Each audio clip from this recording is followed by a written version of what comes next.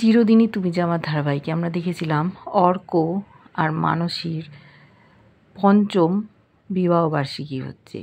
সকলে মেতে উঠেছে। প্রথমে একটু সমস্যার সৃষ্টি হয়েছিল। মানসীকে একটা শাড়ি উপহার দিয়েছিল ওর শাশুড়ি মা, কিন্তু ও সেটা গ্রহণ করেনি। পুরনো শাড়ি বলে ওর কাছে এর কোনো মূল্য নেই। নিজের মতো ড্রেস কিনেছে, সেগুলোই ও পরবে। বিউটি পার্লারের লোকজন এসছে, ওকে সুন্দর করে সাজিয়েছে। কেক কাটা হবে, মালা বদল হবে। এদিকে ওর শাশুড়ি মা পুজোর বন্দোবস্ত করেছে, মানসীকে ডেকেছে। ও পুজোতে বসবে না, বলছে আজকে আপনি কেন পুজো রাখলেন? একটু পরেই তো শ্যাম্পেনের বোতল খোলা হবে। কিছুতেই ও পুজোয় বসবে না। বন্ধু বান্ধব এসছে। শাশুড়ি মা বলছে, দেখো কোনো কিছুই তো আটকাবে না, তুমি পুজোটা করো, তোমাদের মঙ্গলের জন্যই করা হচ্ছে। আর্য দেখেছে শাশুড়ি বৌমার মধ্যে ঝামেলা বেঁধেছে, সেই জন্য এগিয়ে এসে বলেছে, মা ওকে ছেড়ে দাও। বলেছে, মানসী তুমি জয়েন করো ওদের সাথে, আর আমি আর মা তোমাদের মঙ্গল কামনায় পুজোয় বসছি। ওর মা কিছু বলল না। আর্য শেষে পুজো করতে বসেছে। বলছে, তুমি আর ঠাকুরের সামনে হাত জোড় করছো? বলছে, আমাকে মা একজন শিখিয়েছে ঠাকুরের কাছে মাথা নত করতে। হাসছে মুচকি মুচি, মাও হাসছে। এদিকে অপর্ণা অফিসের এমন একটা রুমে গেছে যেখানে ঢোকার পারমিশন নেই কারুর। ফাইল খুঁজতে গেছিল। কেই রাজনন্দিনী দেখেছে একটা ফাইল পড়ে গেছে, ওখানে সই করা রাজনন্দিনী সিংহ রায়। বুঝতে পারছে না কে। হঠাৎ মাথাটা কিরম করছে। দেখছে যেন চোখের সামনে একটা নতুন বিবাহিত বরবধূ সিঁড়ি দিয়ে উঠে যাচ্ছে। একটা দরজায় ধাক্কা মারছে। কারা এরা? কীরকম যেন ও হয়ে গেছে। এসছে এফএম, বলছে, অপর্ণা দিদি তোমার কাজ হয়েছে, চাবিটা দাও, রাত হয়ে যাচ্ছে, অফিস বন্ধ করতে হবে। ও যেন ঘোরের মধ্যে চাবিটা দিয়ে বেরিয়ে চলে গেল। পেছন পেছন এফএম যাচ্ছে, বুঝতে পারছে না ওর কী হয়েছে। ভাবছে অফিসটাও তা খোলা, তাই অপর্ণার পেছন পেছন আর গেল না। সেই পাগলটা তাড়া করেছে, অপর্ণাকে দেখে ছুটে এসছে, ভয় দেখাচ্ছে, কিন্তু ও যেন ঘোরের মধ্যে হেঁটে যাচ্ছে, হাতে সেই চাপা ফুল।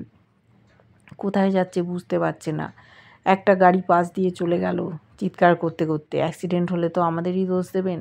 ওর যেন কোনো হুঁশ নেই, কোথায় যাচ্ছে। মা বাবা এদিকে চিন্তা করছে। ওর মা পুজো করতে করতে কতবার প্রদীপ নেমে গেল। ভাবছে এরকম কেন হচ্ছে, ভয় পাচ্ছে। তারপর যখন চোখ বন্ধ করে আবার পুজো করতে যাচ্ছে, দেখছে অপর্ণার একটা পাশেই ছবি ছিল। ছবিটা প্রদীপের মধ্যে পড়ে খানিকটা পুড়ে গেল। চিৎকার করে উঠেছে। ওর বাবা ছুটে এসছে, বলছে, দেখো দেখো একটা কী সর্বনাশ হতে যাচ্ছিল, মেয়ে কেন আসছে না, কোথায় গেল? ওদিকে যখন ওরা পুজোতে বসেছে, হঠাৎ অপর্ণা কথা নেই বার্তা নেই ছুটতে ছুটতে আর্যদের বাড়ির মধ্যে ঢুকে পড়েছে। ঢুকে পড়ে ওর যেন খুব চেনা চেনা লাগছে। সেই একই সিন ও চোখের সামনে দেখতে পাচ্ছে। একটা নতুন বউয়ের হাত, ওদিকে একটা বরের হাত সিঁড়ি দিয়ে উঠে যাচ্ছে। ও ওই বাড়িতে ঢুকেই চেঁচিয়ে উঠেছে, মা বলে। ওদের একটা বন্ধ ঘর আছে, ওখান থেকে যেন একটা হঠাৎ আওয়াজ ভেসে এসছে। কে মা বলে ডাকলো। সেই সময় গার্ড এসছে, বলছে, আপনি কে? এখানে তো পারমিশন নেই আসার, কোত্থেকে এলেন? আপনি এক্ষুনি চলে যান। হাতে চাপা ফুলগুলো ছিল। ওখান থেকে ও ছুটতে ছুটতে বেরিয়ে চলে গেল, কোনো সম্বিত নেই। এদিকে আর্যও শুনতে পেয়েছে যে কে এসছিল। দেখেছি অর্ক আর মানসীর বিবাহবার্ষিকী অনুষ্ঠান হচ্ছে, একে অপরকে মালা পরিয়েছে, কেক কাটা হচ্ছে, সকলে একে অপরকে খাওয়াচ্ছে, খুব খুশি। ওর মা একটা হীরের নেকলেস উপহার দিয়েছে। আর্য ব্ল্যাঙ্ক চেক দিয়েছিল, কিন্তু মানসী সেটা নিতে চায়নি। বলেছে যে আমি এটা নেব না, ছিঁড়ে কুটি কুটি করে ফেলে দিয়েছে। অর্ক অবাক হয়ে গেছে। দাদার দেওয়া উপহার অসম্মান করলে? বলছে, না আমি এরকম দিতে চাই না, আমি এমন কিছু চাই যেটা আমাদের ভবিষ্যতের জন্য সুরক্ষিত হবে। আর্য বলেছে, হ্যাঁ বলো তুমি কি চাও? বলেছে, দাদা আমি চাই ও কোম্পানির 50% শেয়ারের অংশীদার হোক, তাহলে আর আপনার কাছ থেকে হাত পেতে কিছু নিতে হবে না। সব সময় যা দরকার হয় আপনি আমাদের দেন, এটা কেন হবে? ও তো এই বাড়ির ছেলে। আর কোম্পানির মালিক হতে পারবে না কেন? আর্য বলল, ঠিক আছে, তুমি যা চাও তাই হবে। ওকে 50% অংশীদারিতে আমি নিয়ে নেব। কালকে অফিসে গিয়ে সব বন্দোবস্ত করব। খুব খুশি। অর্ক বলল, দাদা তুমি আমাকে এইভাবে দেখো? বলল, হ্যাঁ, তুমি আমার ছোট ভাই, নিশ্চয়ই তোমার অধিকার আছে, তোমার সংসার আছে, এরপরে বাচ্চা কাচ্চা হবে, তাদেরও ভবিষ্যৎ। কিন্তু ওর মা রাজি না, বলছে তোমরা নিজেরাই ঠিক করে নিচ্ছ, আমার পারমিশন কেউ নিচ্ছ না। দেখেছি মীরাও ওখানে আছে, মীরাকে কেউ সেরকম পাত্তা দেয় না। এদিকে শুনতে পেয়েছিল যে মা বলে কেউ ডেকেছে, অস্থির হয়ে গেছে। আর্যর মা সেই বন্ধ ঘরের দরজার কাছে গিয়ে কান্নাকাটি করছে যে তোমার আজকে কি হয়েছে, কেন তুমি এত অস্থির হয়ে উঠেছো এত বছর পর? মীরা সামনে এসে দাঁড়িয়েছে, বলছে যে মিসেস সিংহ রায়, কী হয়েছে আপনার? আপনি এখানে বসে আছেন কেন? চোখের জল মুছেছে। বলছে, না, এই ঘর থেকে একটা আওয়াজ এসেছিলো। বলছে, ঘরের দরজা তো বন্ধ, কেউ তো কোথাও নেই। তখন চলে গেল আর্যর মা নিচের দিকে। মীরা ভাবছে কী হচ্ছে, আর্য কোথায় গেল? আর্য আশপাশে কোথাও নেই। আর্যকে খুঁজতে ওর মা গেছে। আর্য এবার ছুটতে ছুটতে বাইরে চলে এসেছে। বাইরে দারোয়ানের কাছে জানতে চেয়েছে কে এসেছিল। তখন বলল, একটা কম বয়সী মেয়ে, ফর্সা মতো, দেখতে ভালো। বলেছে যা বিবরণ বুঝতে পেরেছে যে অপর্ণাই এসেছিল। আর্য দেখেছে মাটিতে চাপা ফুল পড়ে, দৌড়তে দৌড়তে গেছে।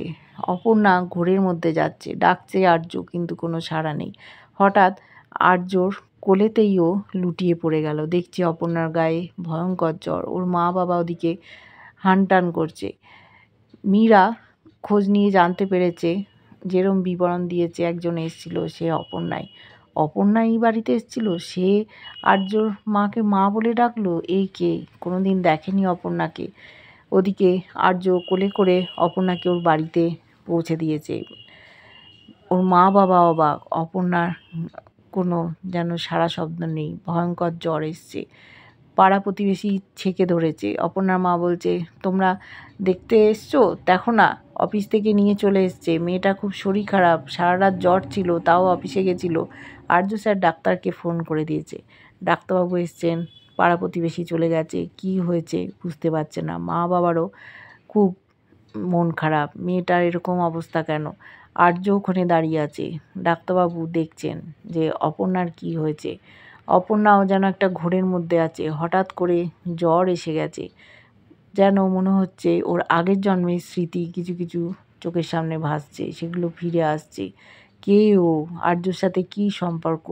সমস্তটা দেখার জন্য আমরা অপেক্ষা করব। কেমন লাগছে ধারাবাহিকটা জানিও। ভালো লাগলে লাইক, কমেন্ট, সাবস্ক্রাইব করে যারা ফেসবুক পেজ থেকে দেখছো ফলো করে সাথে থেকো।